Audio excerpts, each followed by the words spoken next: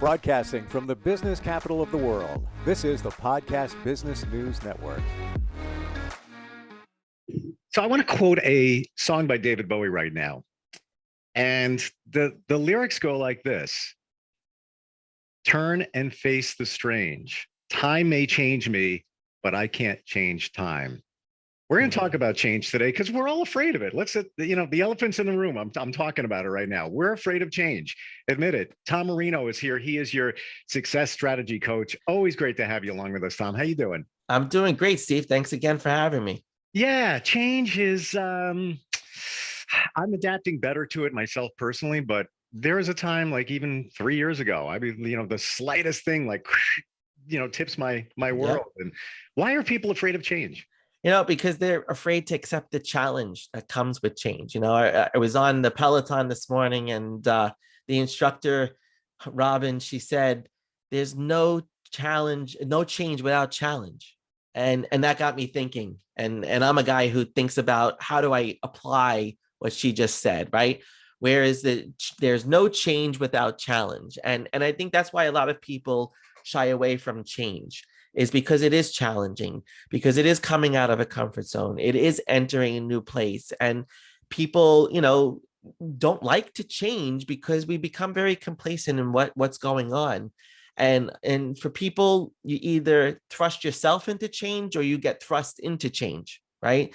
Either it happens for you or you let it happen to you, right? So you got to make that change and accept the challenge of the change. Before we dig deeper into dealing with the challenge, how do you know the change is right? And I'm factoring out when you've been thrust into it and it is what it is. Yeah, that's a great question, Steve. I think one of the things is recognizing when it's time to change, right? And let's talk more in the context of something's going on in your life, something's happened, and you realize something has to change, right? We understand too that oftentimes when things happen, right? Let's say, for example, I don't know, you have a flood in your house, okay? That's an immediate change that has been thrust upon you. You now have to respond to that flood, clean up that flood, and you're going to have to make changes along the way. But there's no coincidence that maybe in your life, you've been having your own flood emotionally, stress-wise. You're overwhelmed by that flood. There's got to be a coincidence to it. And that flood may say, well, you know what? Why did this happen? And it may teach you what needs to change in your life overall, right? There's no coincidence in life. Everything happens for a reason. I agree. Right? So a flood, yeah. I mean, I had a flood recently in my basement, and we had to call the sewer guys to come and clean out the sewer and snake the sewer. But it was also an opportunity to get rid of a lot of crap that we didn't need to have anymore. Right? I knew you were going to say that, because I'm thinking the same exact way. I always look for an opportunity. It's like, all right, we're down here and these bottles are wet, and yeah, sure. And imagine what an environmental change does for you as a person, especially when you're feeling some stress, right? You got to be very aware of your environment. And when you have clutter in your life and a flood disrupts that clutter and forces you to throw it out, now you can clear your space. Mm-hmm. It's the same thing. You have a flood of emotions, you have a flood of stress. Sometimes you need something so that you can clear out and think and refocus again. Yep. So why don't we run down? I know that you've turned change into a challenge. Yes, I have. It turns with an acronym. So, yeah, so it was funny. Let's drill in. Yeah, so I was thinking about the word challenge this morning, and I recognized for the first time that change is in the word challenge, right? So, and what separates it really is an LLE, right? The LLE, and that's really where the challenge pieces that what I'm going to talk about in this acronym really come into play. But let's just talk about change very simply. We talk about the choice model that I've set up for my coaching program, and about choices and clarifying your mindset. Well, change is clarifying things for you. What needs to change, right? What is the thing that needs to be different? So clarify, obviously, is the first thing. Then harnessing your values, right? I talk about harnessing your values. Well, if you're going to clarify what you need, you have to know what you value. So harness your values. Then you got to activate that desire to change, right? You've got to have that desire, that sense of urgency to make the change. The N in change is what's negotiable. What are your negotiables? I've been talking with a lot of clients lately that have had very difficult times deciding what they want to change. And they know that something has to change in their relationship or with an employee or whatever. And I go, okay, so what are the things that you can't negotiate? What are the things that are just non-negotiable? And then what are your negotiables? And that's part of understanding your change journey. Then, of course, growth. What growth do you want to see from your change? And then what expectations do you need to set for that to all come into play? So that's the change element. I just want to jump in before Yeah. we hit up more letters, but the moral compass part of it, I think, is important in terms of making that change in the direction. And I forget which letter that was. Your values. That's what it was. Harness. Yeah. Yeah. That's so important to you to remain true to yourself. But some of the other things that you pointed out, the non-negotiables. Yeah. That doesn't have to be you negotiating with somebody else. You could be negotiating with yourself. Correct. Trying to make that decision. Well, am I okay with this? Am I okay with that? Right. And that's what's really important about the non-negotiable exercise, right? So like, what are the things, like I was working with somebody who's in a relationship, and, the person that she's in a relationship has his own business and works differently than she does. And she works differently in her business. And they were negotiating time that they're spending together. And I said, well, what's the non-negotiable that's causing the disruption? I need time to do my work, she said. And I'm like, okay. I said, so that's a non-negotiable that he has to make room for that to happen. But what's the negotiable is where maybe you do the work, right? As long as you have the time and the space to do it, that's your non-negotiable. But your negotiable is where, right? Mm-hmm. So you've got to figure out what is that negotiation with yourself. What are you willing to give up? And what are you willing to compromise on? That's really what it comes down to, right? We do this all the time in relationships. What I'm absolutely willing to do versus what I'm not willing to do. It happens in any business agreement. What are you willing to do as scope of work versus what are you not willing to do? And that's the conversation. But change doesn't happen unless you understand those. And you have to give those things the space to be able to make the change. What's interesting when we talk about the non-negotiables, when it comes down to business, usually it's cut and dry. I'm going to do this. I'm not going to do this. It's usually black and white. When it comes to a relationship, there is so much bending. Yep. Both ways, negotiable, non-negotiable, and that invariably leads to issues because people aren't happy. Exactly. With what's going on. Yeah, and that's the thing. Like, why is it so much easier for us to negotiate in business than in our own lives? Why is it always easier to set up? Why is that? Right, because when it comes to our personalities and our personal lives, we have a much more difficult time saying what we need and what we want, and being very clear on having our needs met, because we've been taught to put others before ourselves. We've been taught to put other people's needs before our own. And when we look at our needs, it's selfish. That's how we've been conditioned, is we're selfish by saying what we want. But that's the total opposite. It's a form of self-care, right? Yeah. And self-care is never selfish, but it's not an easy concept for people to grasp. So negotiating with yourself is really difficult. It's a challenge in and of itself. It's a challenge. It really is. Do you suggest, if you're going to do that you should do it physically, talk to yourself instead of just thinking out? Absolutely. Okay. Yeah. You gotta hear it sometimes. Like, and it depends on what kind of learner you are, right? If you're an auditory learner, you need to hear your voice, right? You need to get it out and hear it, and then play it back, record it, use a voice memo, record exactly what you're saying to yourself and listen. And that's one of the things why I record my sessions with my clients. Every client gets an audio copy of their session, because there are times I will be like, go back into this and listen to this part of the session so that you can hear what you're saying to yourself, and you can hear it. And when you go back and you hear it, you can learn so much from it. Right. I really do. And it's almost like a modern version of journaling.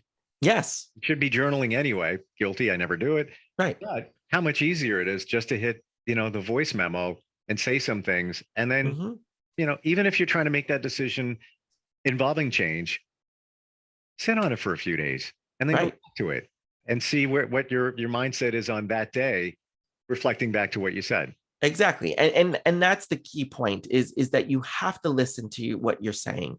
Or if you're visual, you have to read it and read it to yourself.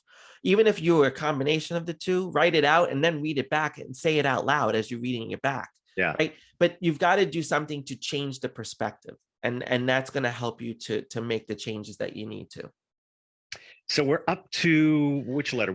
So now we're in the LLE, right? The challenge piece, right? So we talked about the change, but the LLE is listen, learn, engage. You know, a lot of times the answers are right in front of us, right? We're just not listening to them. We're not allowing the awareness to be present, but you'll hear it, right? Like I said, I was just on with the client before and I said something to her. I said, you have everything that you need. You have the money to cover this. You have what you need there and you have what you need from here. And she said, my husband said the same exact thing to me, right? We've got to listen and accept that we're being given signs all the time from other places. And when things start to fall in where you're hearing multiple people saying the same thing, or you're hearing it, even a news story may come on the television that resonates with you, and it's just what somebody else just said. There's purpose in that. But if we're not listening, we're not accepting the challenge, because the answer is right there. We have the answers in us. We just got to listen for them and see them manifest into your reality so that you can accept the challenge to change. You know what I've learned in my journey in the last couple of years in terms of listening? Somebody, when you first meet somebody, they will reveal themselves in the very beginning. Their personalities, everything is right there, but you need to tune into it. And this could work for business, personal relationships, whatever, when you first meet them out of the gate. And that is a great, great, great point, because so many times you'll interview someone in your company, right? And they'll be great, right? But there's always that little red flag that may pop up about that person, right? But you're willing to overlook that because everything else is so great. But if you're really listening to that red flag, if you're going to recognize within the first 90 days or within the first 6 months that red flag is going to be a bigger problem than you expected. Absolutely. Because you didn't listen to it. You didn't listen to it. Right? Yep. We have selective hearing. We have selective hearing when we are trying to just accomplish a task, just to overcome the challenge, just to fill the position or whatever it may be. And we ignore those things. But that is part of what makes change a challenge, is when you don't listen, when you don't listen to what's going on around you and recognize it's all right there for you.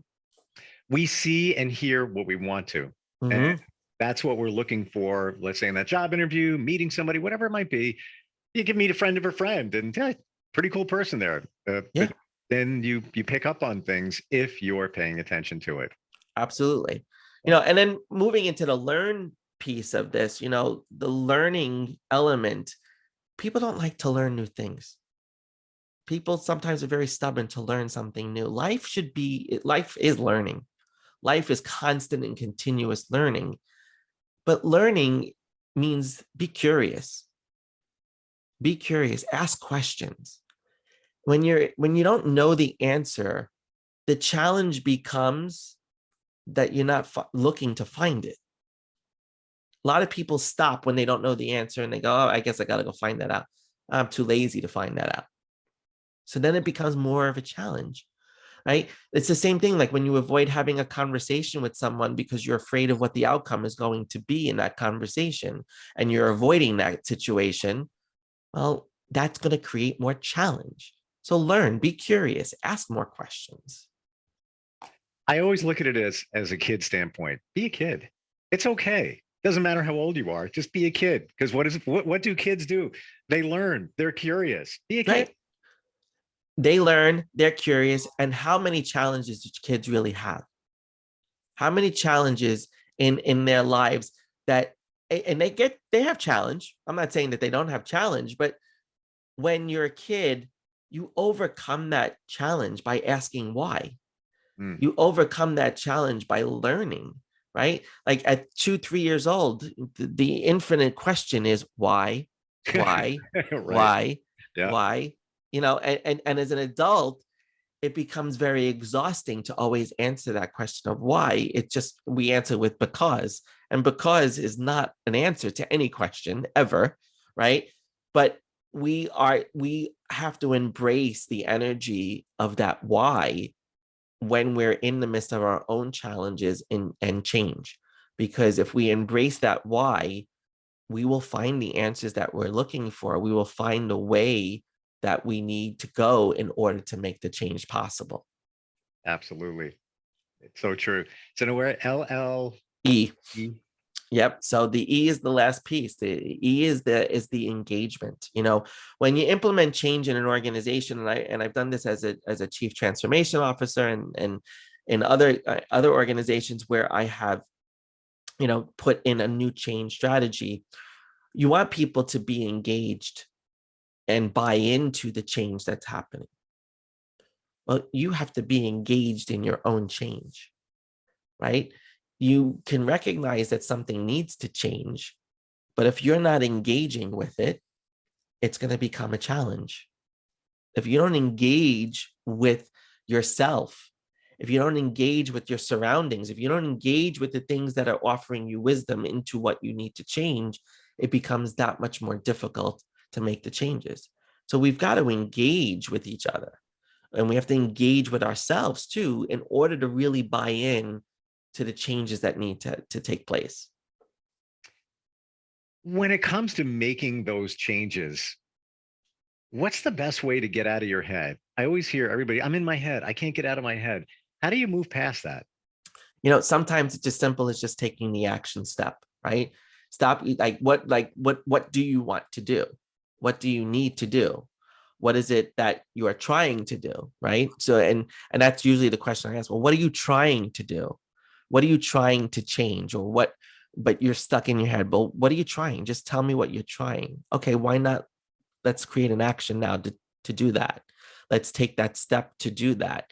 Let's move forward in that. I was working with somebody this morning, and he was struggling with the idea of changing his perspective on the wins versus the losses in his life, right? And he was looking at the losses, and he said the losses are just outweighing the wins, right? And he was so stuck in his head with the wins, with the losses. I said, well, what do you need to get some more wins? Well, I need more leads. I need more people working in my business, etc. I said, okay. I said, so where do we start? He says, I guess with the leads. And then we spent the whole time on how are we going to generate more leads for his business? How are we going to create more leads for his business so that he can bring the income in to be able to hire the people he wants? And that would give him more wins. But he was so stuck in the losses. He was so stuck in what he was not winning at, right? And sometimes the wins are going to be outweighed by the losses. But are they truly losses? Are they truly losses? Or do we just need to find more things that we can win at, right? But you don't get there unless you take action, unless you get out of your head and move yourself forward. What are you trying to do? Just do it. Just do it. Why do you think we focus? And when I hear the word losses, I think negativity, right? Mm-hmm. It's a negative and a positive. Why are we wired? Why do we always go to the negative instead of looking? And even if it's like this, or like this with the losses being so high, why do we always invariably go toward the negative? Because it's easier. It's easier for the ego to throw yourself a pity party. It's easy for the ego to activate the judge and say, yeah, you suck. You can't do this. It's much easier. The ego is very challenged for us in life, because it brings about the fear and the anxiety that is going to create that sense of loss, that negativity, right? Like he was seeing his losses as a rejection of him and a rejection of his business and his services. I said, but is there any truth to that? Are they really rejecting you, or they just don't understand that they need you? Right? Are they really rejecting you because don't you have clients that use your services? And so is it a rejection of you? And the answer is no. Most of the time it's not. But we're so quick to judge ourselves as being wrong or less than we are to celebrating. And it's a mindset thing. It's where do you live in your mindset, right? But we learn this at a very young age, Steve. We learn this as children in school. School is the massive design for win and losses, right? You get an A on a test, or you get 100 on a test. There's a value in that being equated to a win and a success. Whereas getting a 72 is a failure, or a 65 is a failure. It's not as successful as the 100, right? But what if I really started out at a 42 and achieved a 72? You have 40% improvement. Mm-hmm. But if I always started at 100, where do I improve? How do I ever really improve? But we're conditioned from a very young age to rank and rate how we do things in life. And that's what school does. Now, it creates that achievement goal and what we're trying to achieve and ascertain as the top, and to be at the top and be the best that we could possibly be. But some people's best is an 85, but they don't celebrate that. You got to celebrate that 85 the same way you celebrate that 100. It's a really good point when you talk about being a child and where that negativity pops in, because you could be 2 and sitting at the kitchen table and, hey, new experience. I'm here for the first time. Oh, look at that. I've got vegetables. I've got that. You reach for it. And what happens? Right. Don't do that. Don't do that. Don't touch that. Don't do Right. that. You're just being curious. You're a kid. You just get cool. I mean, I can reach for that. Yeah, And absolutely. it was your negative. You were conditioned. That was the starting. And you know, it's an excellent point. You know, Erickson's psychosocial stages of development. So when you're 2 and 3 years old, there's an autonomy versus shame and doubt that you enter into, right? Either your autonomy as an individual is promoted, or you've experienced a lot of shame and doubt, right? So when I was 2 years old, I took a whole thing of floor cleaner and I dumped it on the entire linoleum floor. And I then proceeded to mop the floor. Now, if my mother had said, why did you do that? Create the shame and the doubt and the guilt, versus her saying, thank you for helping mommy to do that and promoting my autonomy and my independence. Yeah. That is where we start to learn that construct. But that's 2 to 3 years old that happens. When you want to be mommy's helper, that's an opportunity to promote independence or to create shame and guilt. But if you were programmed that way by your parents, what are you going to do? What they did. What they did. So you're exactly. Yeah, and you don't even know you're doing it. Just because exactly. Yeah. Yeah. But that's where it goes back to. I mean, that's where you really could go back to. But we learn shame and guilt and doubt at such an early age that it becomes such a natural tendency. It's a natural habit to go into that shame and guilt mode. And I had that conversation yesterday with somebody. He was talking about his wife. His wife has had some challenges along the way.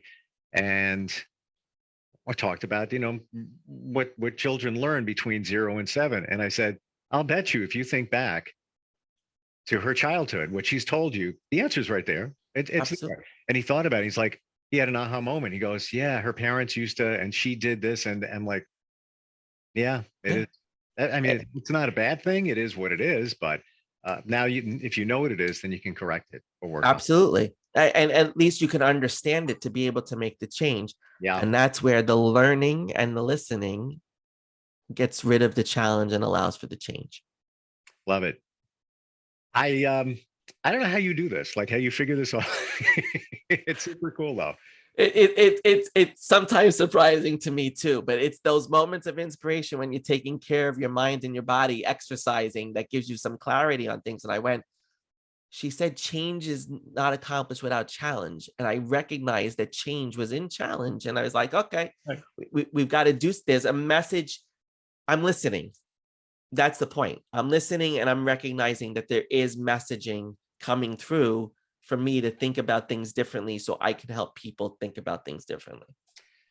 Don't attempt change unless you think you've got it covered without somebody that can help you along. And that would be Tom Marino. He is an amazing success strategy coach. Somebody wants to work with you. What do they do?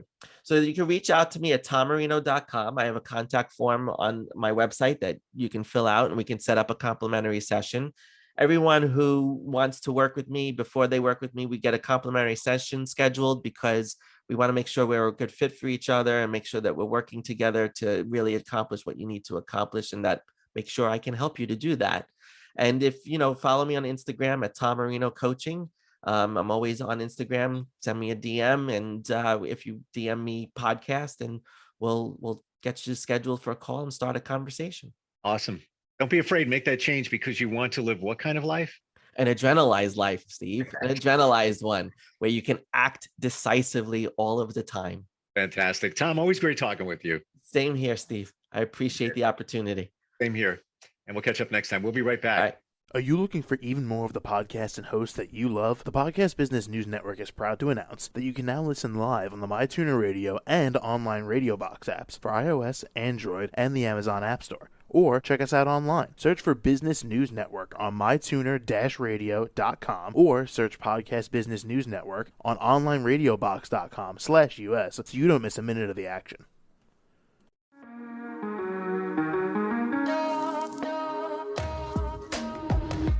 Broadcasting from the business capital of the world, this is the Podcast Business News Network. For nearly 2,000 severely injured veterans, everyday life has become filled with barriers. Day-to-day simple tasks can become pretty daunting. I have to carry my chair up 2 flights of steps or have somebody do it for me. What scares me the most is just the falling. When I'm struggling with my house, I think, to have that one great barrier just knocked down, it's crucial. Home for Our Troops is a wonderful nonprofit that builds a mortgage-free, fully adaptive, handicap-accessible house. And there's no catch. It'll be our very first home that we've ever owned. This is a game changer. This is where your life begins again. We need you to join us in completing this important mission. Please visit hfotusa.org and help build homes and rebuild lives. Because of you, everything's going to be okay.